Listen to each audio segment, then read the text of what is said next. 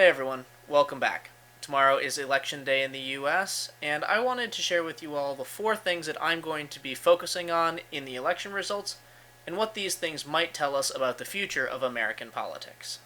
Number 1. The Arizona governor's race. If I had the opportunity to look into a crystal ball and see the results of any single election in this cycle, I would choose the Arizona governor's race. And that is because one of the candidates in that election poses the single greatest threat to the stability of US democracy of any candidate running in these midterms. And that candidate, of course, is Kari Lake. Kari Lake has repeatedly denied the legitimacy of the 2020 election in Arizona, despite showing no evidence of voter fraud and being repeatedly told by other Arizona Republicans that the vote was fair and legitimate.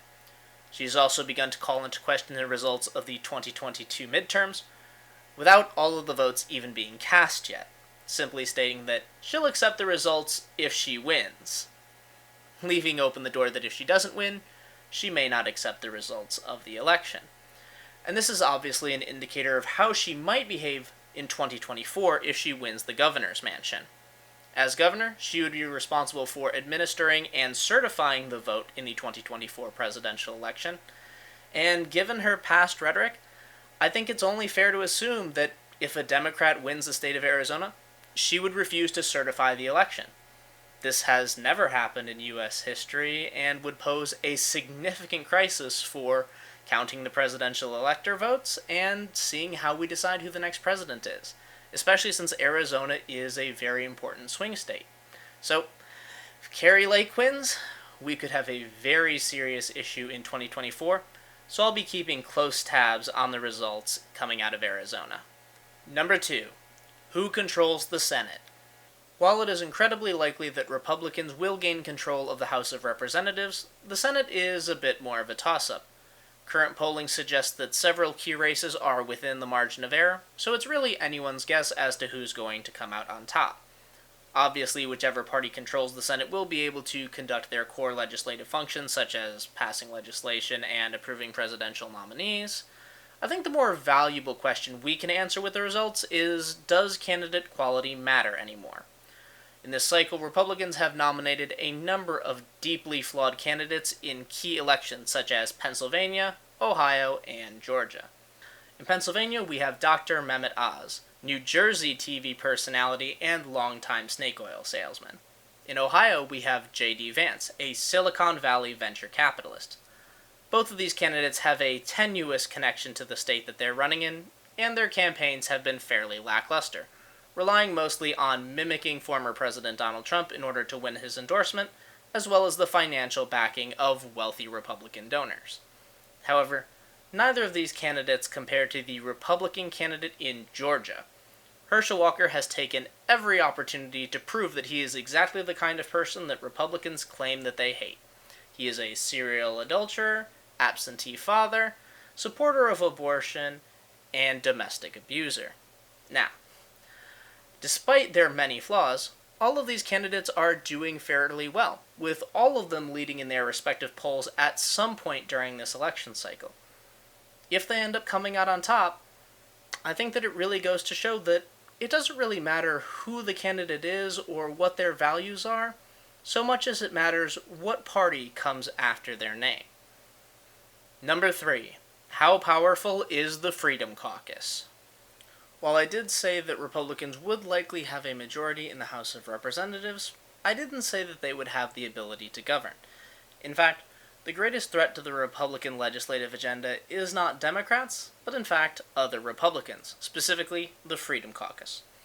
This group of extreme right-wing politicians has been a thorn in the side of Republican leadership since the group's inception in 2010 as a part of the Tea Party movement.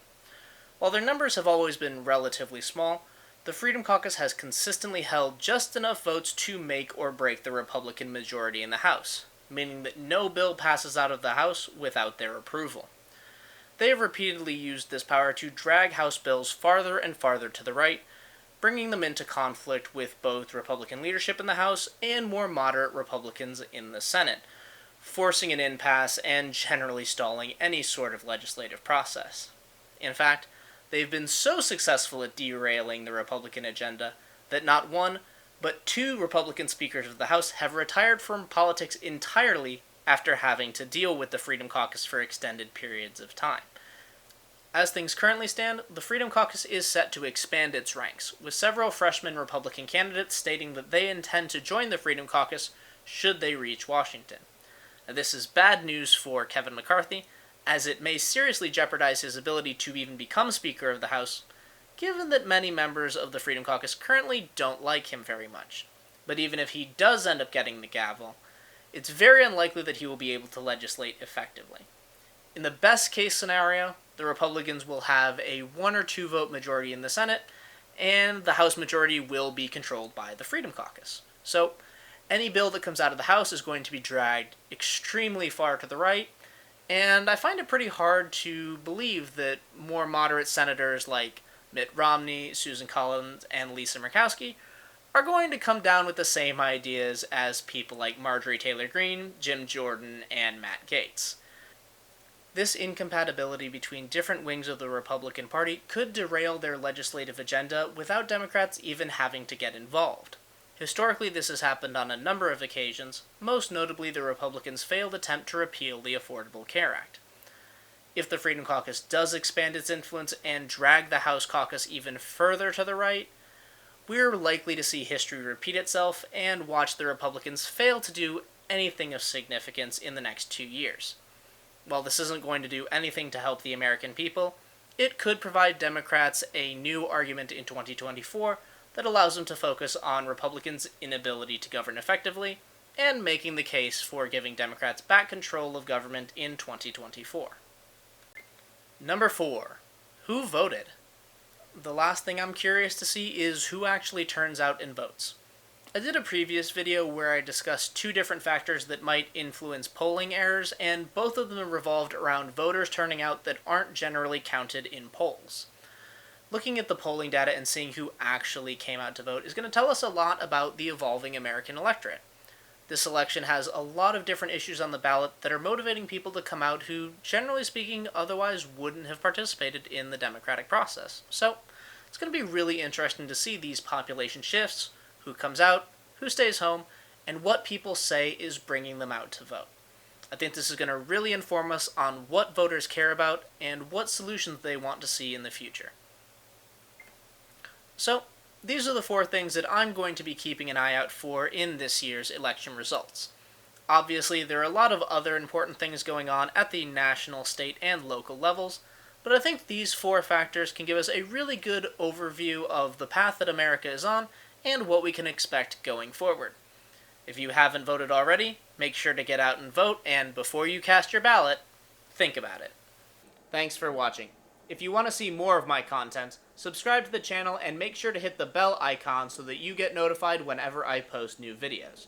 If you want to support me on my other social media platforms, all the links you need will be in the video description below.